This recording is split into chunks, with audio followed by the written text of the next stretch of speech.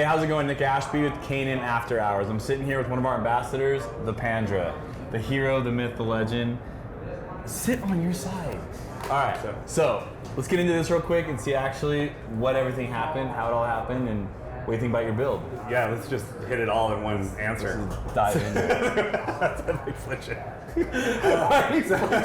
Heroes don't flinch. Oh, if they saw what happened yesterday, they knew why I flinched. So, yeah, so why are we here? Well, tomorrow marks the year anniversary of the campfire. That's crazy. It's like a year ago today. Tomorrow. Tomorrow. Paradise was like going through all of it. Yes. Like, that's insane. So the campfire happened. I was a manager of the ICU up at the intensive care unit up at Feather River Hospital up in Paradise. Around 7:30, I got the text from my wife that the sky was looking pretty dark, lots of ash and lots of wind.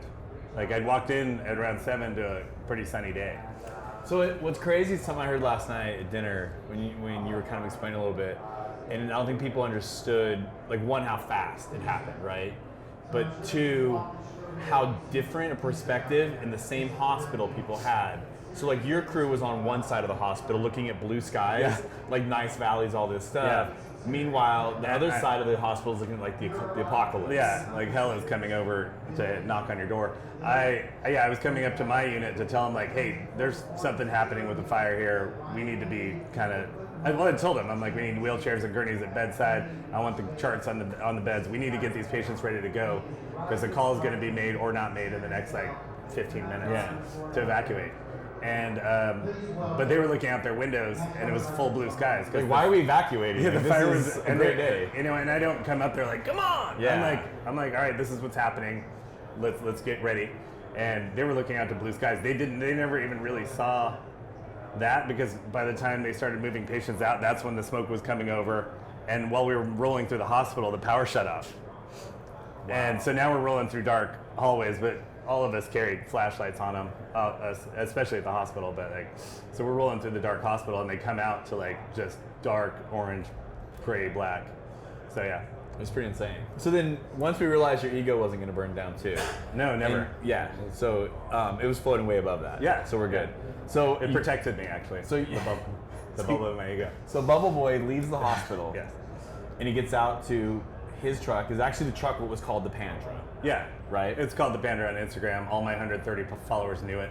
And the thing is, like, people are like, why is the Pandra thing? Panda, Tundra, Pandra. I didn't want to, there's the Stormtrooper, but that's so violent. Actually, I wanted a black and white. Stormtrooper didn't seem to fit, with the big bubbly, the Tundra's like kind of this massive. Or your attitude. Yeah, like, just you're bubbly. not a mask of emotions. Yeah. Like a trooper is. You're more of a panda. I'm like letting it go. go. You roll down hills. Yeah, and have fun. Eat bamboo. So it's just a big bubbly truck and just massive. It didn't look like a Stormtrooper, so I went with Panda. And then Tundra, Pandra, together again. So you make it out to it. Yeah, so we got all the patients out of the hospital. I'm really proud of my whole hospital family. At 8:09, they made the call for evacuations. By 9 o'clock, literally 9 o'clock, I see the last ambulance leaving. I've got it on video, and the skies are like.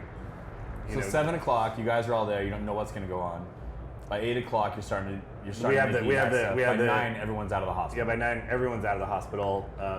Then as the leader of the unit, I'm making sure all my staff are in their cars and on the road before I get in the car, which was a lot of the leaders up at the hospital.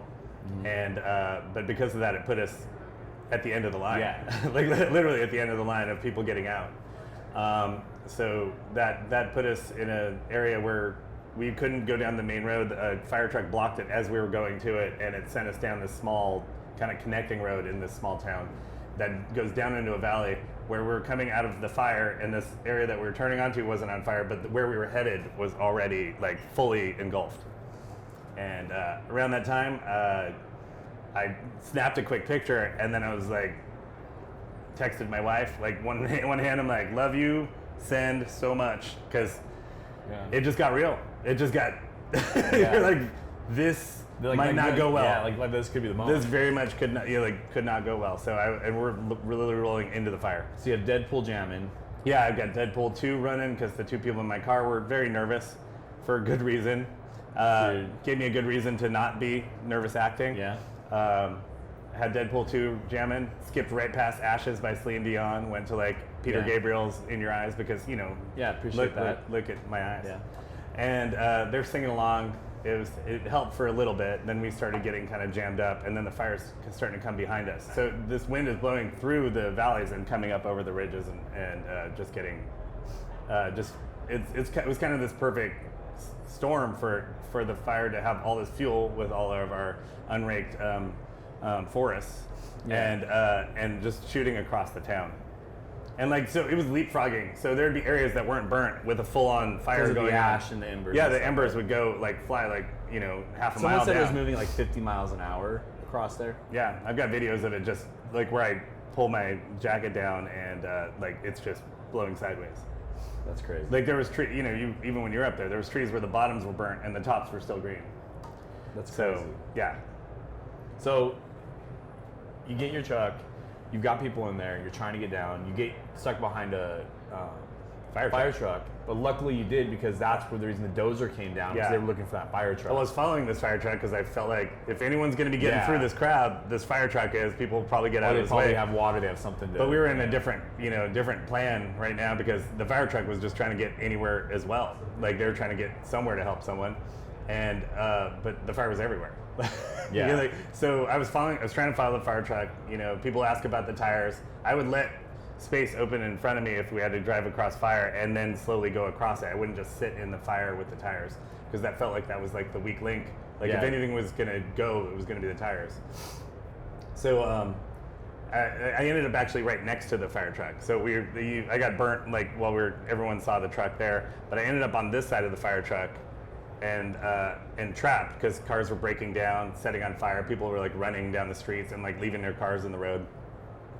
And so I was stuck. There's a giant, like big, like I don't know, huge SUV on fire next to me. Okay, fire truck here. We look up at the fire truck, and they're starting to put their blankets in the windows. The Mylar blankets that are like cut for the windows, and they're just getting ready to burn over.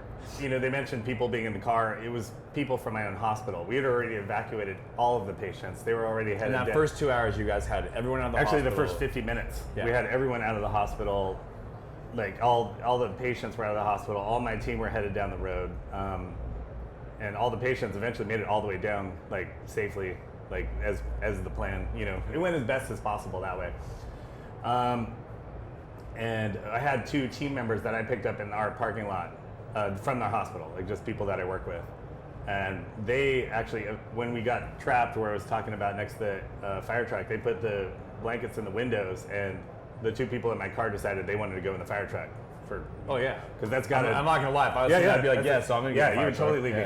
And so I'd probably leave you right now. Yeah, he wants to leave right now. Yeah. So the 2 people in my car, they evacuate out to the truck, and you know, she's like, I want to have a chance at this. I'm like, go. She couldn't get out the back door. The back door is like welded shut from the heat. Like the internals melted. It's all. Yeah. So they don't open. The back door doesn't open. She goes out through the front, and gets into the fire truck, and now I'm just by myself. And I remember at this point, the Take On Me song is playing, but it's the acoustic version. All of these songs, when you hear them in like that situation, in this situation, a lot more impactful. They have the words have a lot more dark meaning. So I'm by myself. I start recording some Instagram stories to my friends. There's no signal in this part of the town. I just have nobody. I have to do something to stay sane. You're like, well, if they find this phone. Yeah, like, and you know, I literally had a story that said like, hey guys, I'm not going camping because, you know, I thought I was not going to go anywhere really. Well, no, because that's actually like, it just shows you like how many people had like plans with their lives and how this just came through. You were headed to Yucca to go camping with a bunch of friends, with Joshua Tree to go camping with a bunch of friends that weekend. You had just got a bunch of stuff for your truck. Yes. To start doing it. Some of it was in my decked drawers, and some of it was staged like in the garage, ready to load up and go the next day. I was planning on leaving it too that afternoon, like, you know, ditch out early and like get packed and just ready to go early the next morning. And so I'm still thinking like, oh, well, maybe if the hospital burns, like then I can still go. I can get, my wife will be cool with me going.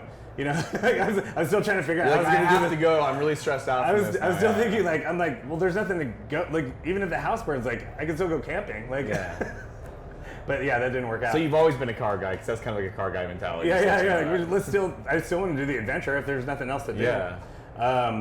But at that point, I was like, oh, I'm not going camping. I might not be going anywhere past this area. I'm just kind of camping right here. Yeah, I think I'm just camping until the end. I didn't realize.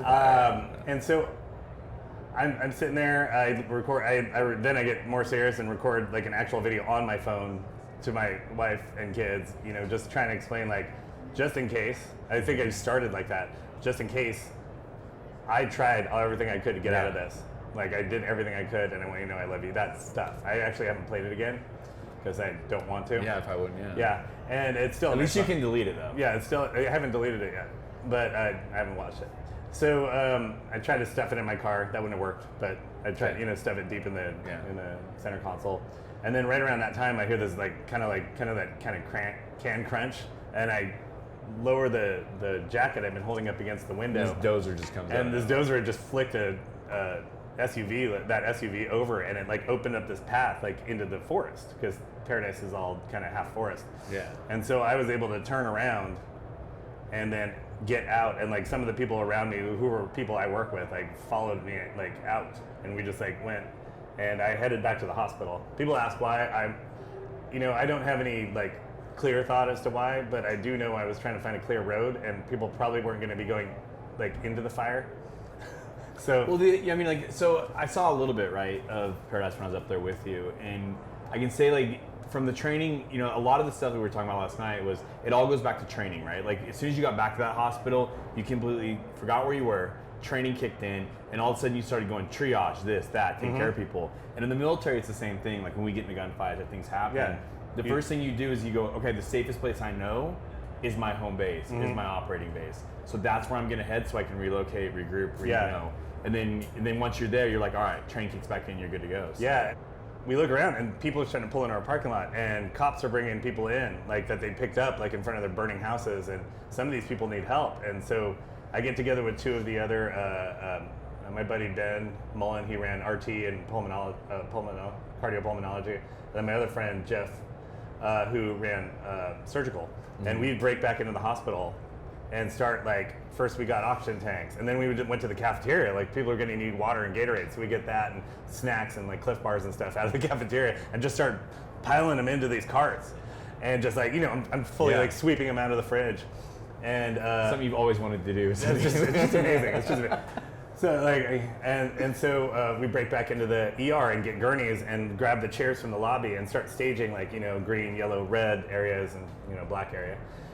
For staging for a triage, like full. This is how we do it. I have, I'm talking to the paramedics, like, okay, we need these here, here, here. They already know the system anyway, so we're just kind of communicating the same language. And go and get crash carts. We get the boxes for the anesthesiologist. We were lucky enough to have an ER doc that was a military ER doc as well. Yeah, amazing. She was amazing. And then we had pediatrician there, we had an anesthesiologist, and we had a surgeon. We were like, you literally had an entire team. We were literally ready for anything. Yeah. So I was feeling very comfortable with that. The military doc was great about like, hey, let's get some sheets on this bed. We want this to look like a real hospital. We don't want this to look like when people are coming up. They want to know that this feels real. So we had this. We were even staging it. Like if there wasn't someone in the gurney, we were like staging it so it was ready for someone, and so for their comfort. Reducing their anxiety and stuff.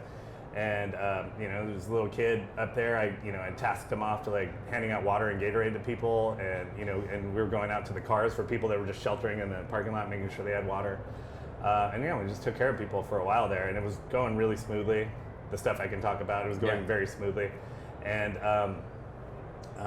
then the fire crew came in, and that were defending the hospital. They're like, the hospital's caught on fire, we need to move. We were staged in front of the ER.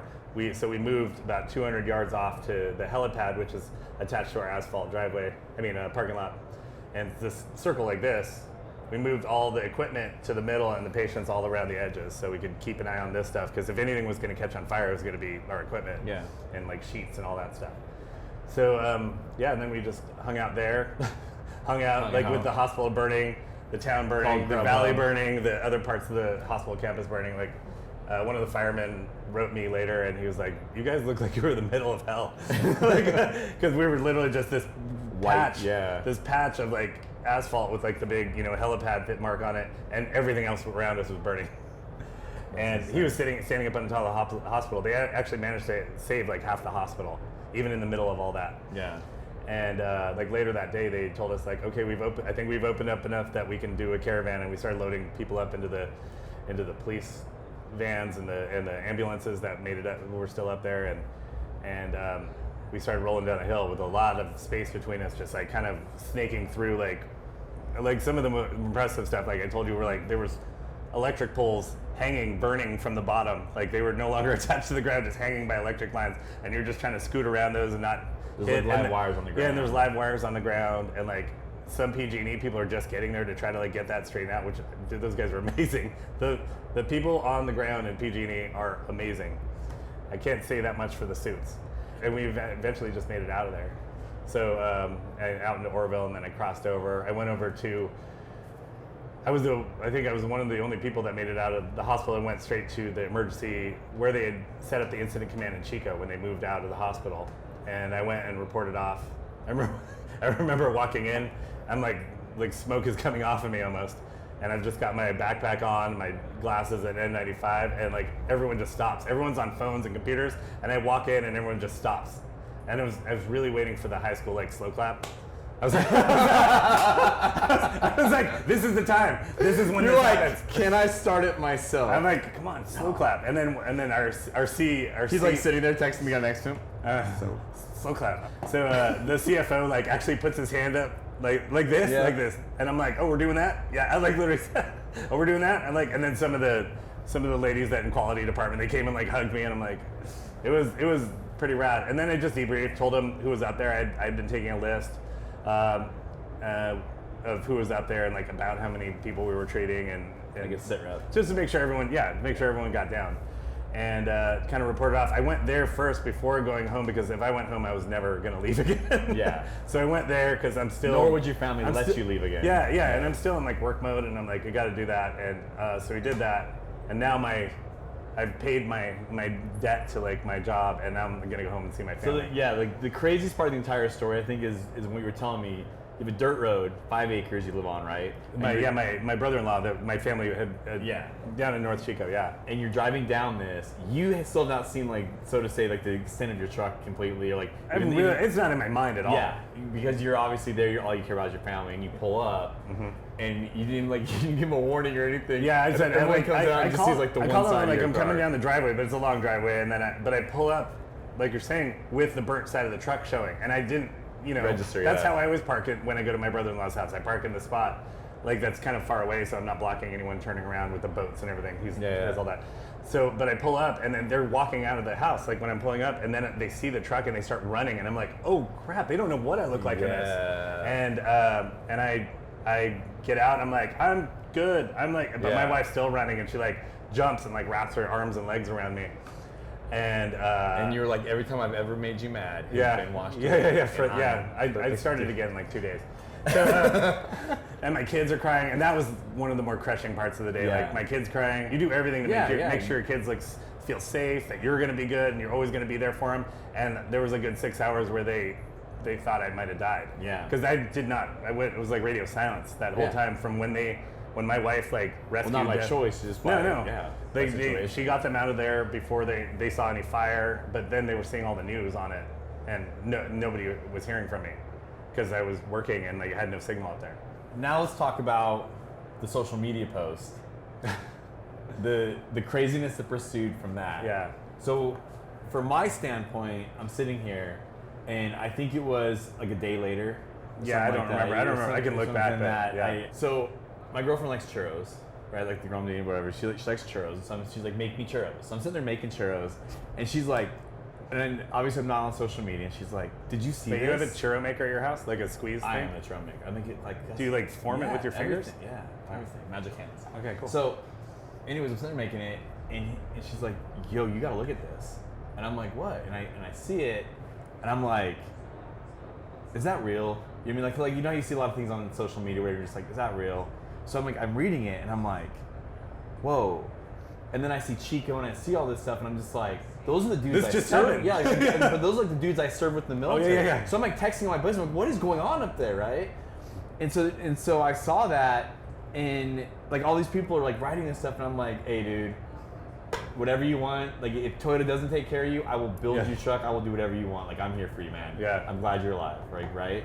And then like all of a sudden, like it was like a day and a half later, you called me. You're like, hi, is this Nick?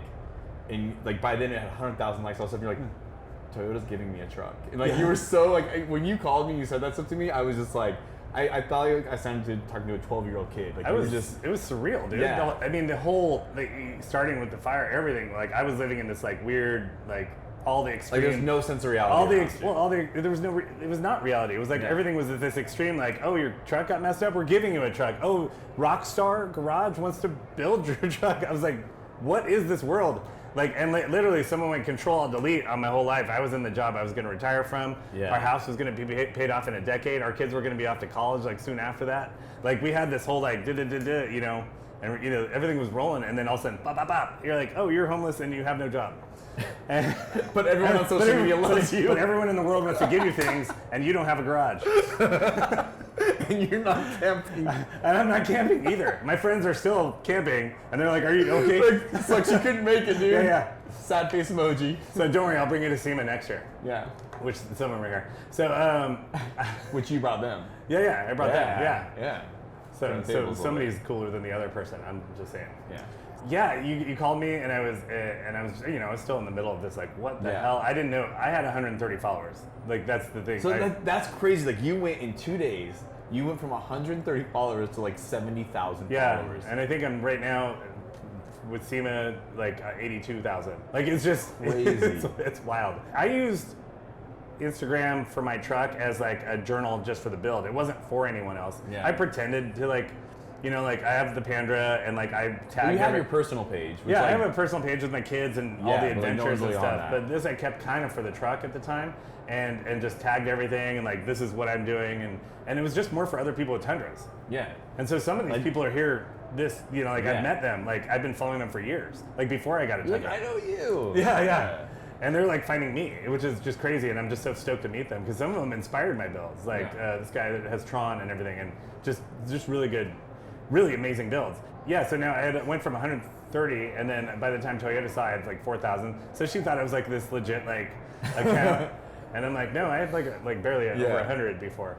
But I used it as a journal, but I also used it to communicate. It's my own like kind of forum. Like, hey, you're on 35s. Like, what did you need to do that clearance, and like what shocks, and who'd you go with, or like what size wheels, or you know, or like you know, I want to go off road with this. It's not just to look pretty. So what do I need to do? So there's support. It was a really supportive like little community within the Instagram world for me. So we shot up there, sat down with you, like you know what I mean, hung out. We brought a bunch of stuff to that was awesome.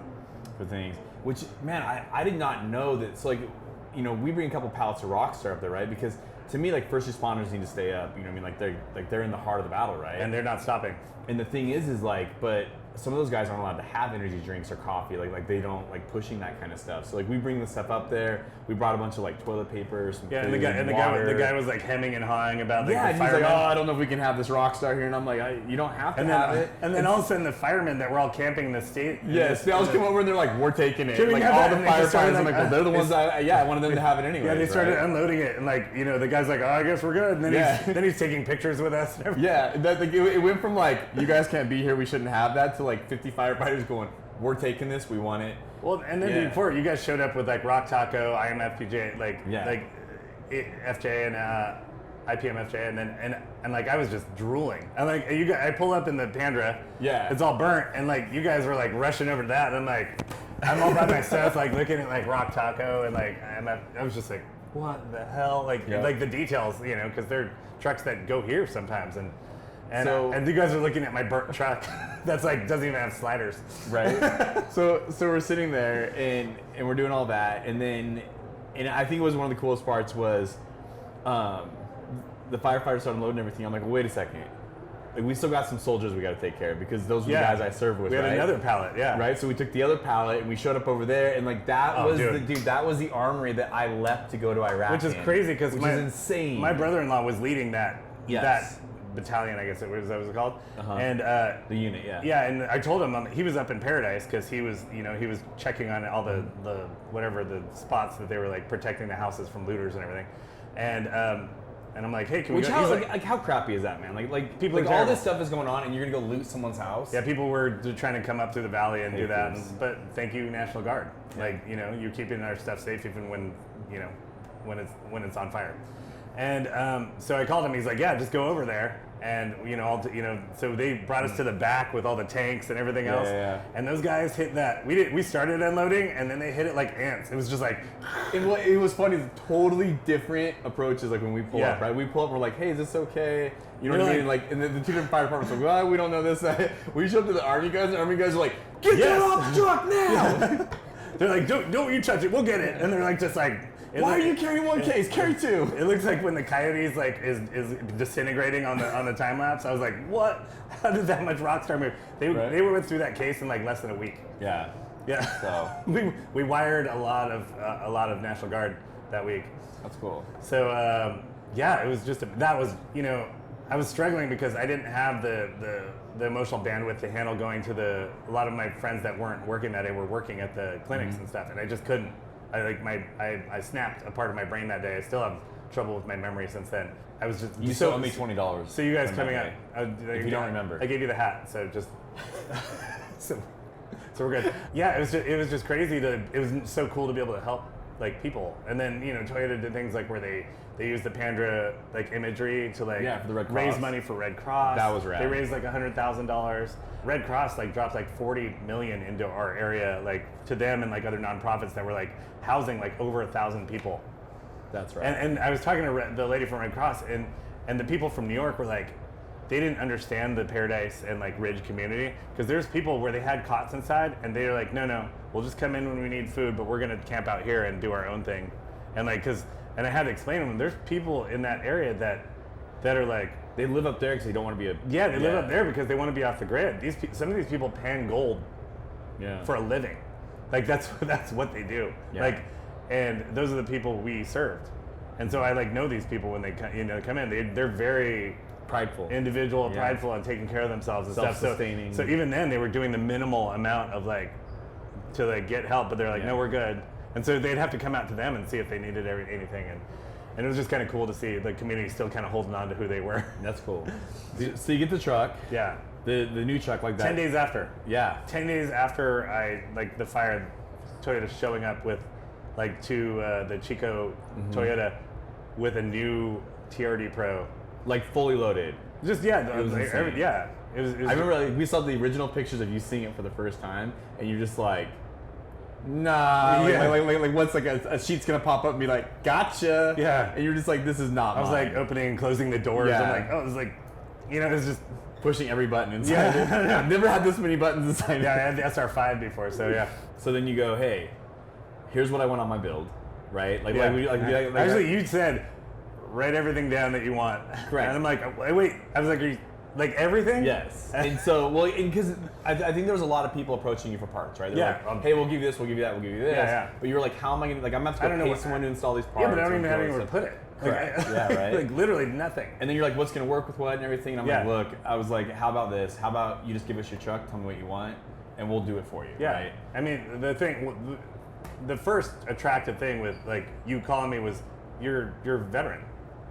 Like that was like number one. Like I'd been hit up by different companies, amazing companies, like SDHQ and other really good ones. But like you came in, you're like, this is what we can do. We'll support you through this. I'll manage your build. But you're a veteran. And my dad's Navy. My uncle was like Army. My brother-in-law. Well, I appreciate that. Like, no, it's amazing. I never served for that kind of stuff, but you know what I mean. It's rad to like. No, but it's like I respect it. Yeah. It's the world I grew up in, and I respect people that volunteer to serve for our country. Yeah, it's self-service. You know, Yeah. I think everyone should have to do some kind of self-service. I think so too, but it would be but we very don't. big, But very big I'm change not. as well. I've proven that I'm not built Yeah. for the military, just by Nerf wars with my daughters. So I mean, like Nerf guns, I feel like solve a lot of stuff. Yeah. So they solved it. I knew I shouldn't be in the Yeah. military. I made the right choice.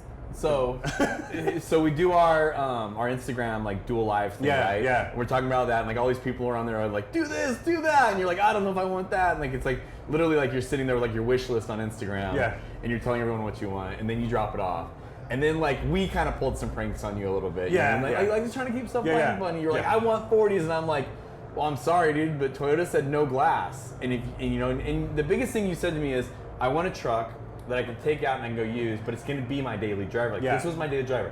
Don't build me something like gridlock that I can't daily drive. Mm-hmm. I have to be able to daily drive this thing. Yeah. So that's why we went to like BDS and Fox Yeah. to get you like a mid travel, because I was like, there's no way your wife is going to be dropping kids off in a The long truck is travel. gigantic, but it drives like a stock truck, Sure. just higher up.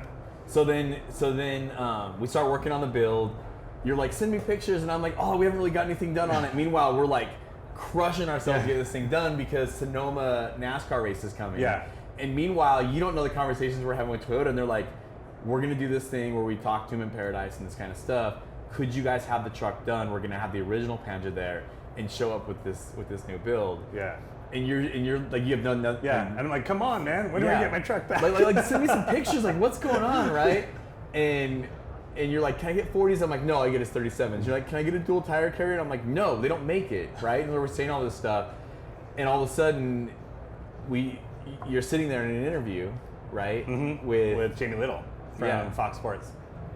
And you're in, like, I'm texting them, I'm like, all right, where are you guys at? Like, where are you at? And they'd taken your phone from you. Yeah, so Toyota Motorsports took my phone from me. Because I was worried that we were going to be, like, driving down the 5 with and this people thing were going to be dropping. and being like, dude, like, what is this, right?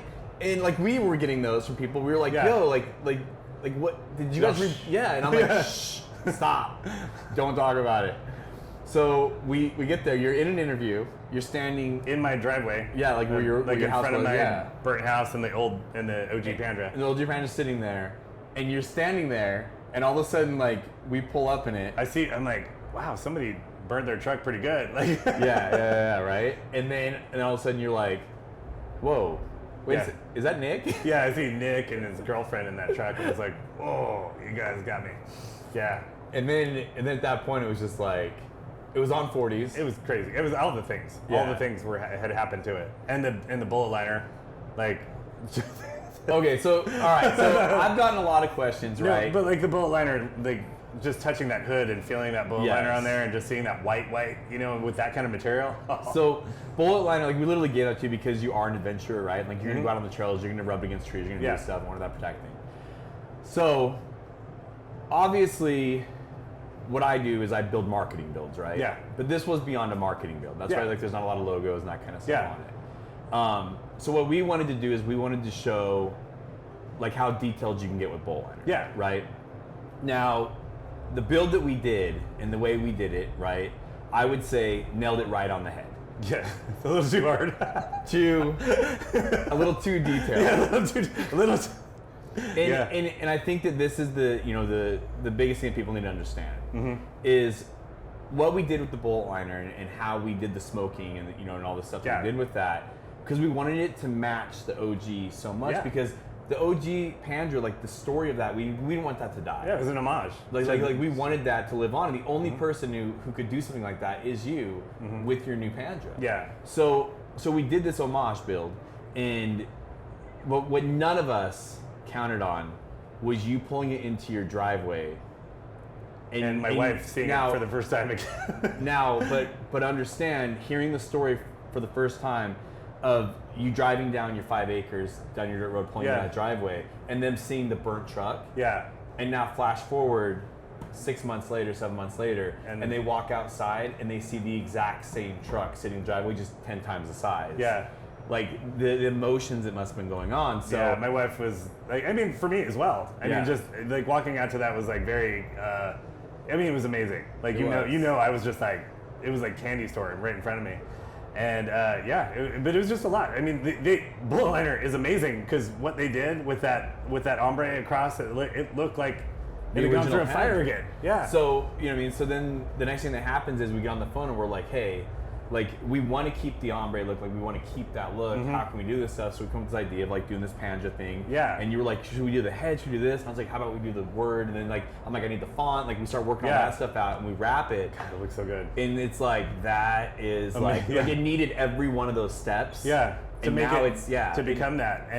And to see like people are like, what happened to the burn? I'm like, look in the Pandra, and then It's they there. see it, and everyone writes me back like, that is amazing. Holy shit, it's still there. They don't Like, even that they is don't the even burn. miss the whole Yeah. burn. You're seeing it across there. It's just a Well, you know, what I think it does most out of anything is it takes the burn yeah. and it immortalizes it into the Pandra. Yeah, So and- it turns into this state. metaphorically, Yes. we're taking control of the burn and making it into what we want. All right, so then, you know what I mean, so we get it wrapped. I take off, I go out of the country, To I Greece. come back, and you're like, when can I bring you your car? Or when can I bring my truck, get it wrapped up, you know, we get some gears in it from Yukon, some other stuff done. Yeah. We get it all wrapped up, we bring it here. Now, you've never been to SEMA, ever. No, Right? I've watched it over year after year after year. And there's guys like Button Built and like all these people that you're just like, oh, I gotta go see these guys. Yeah.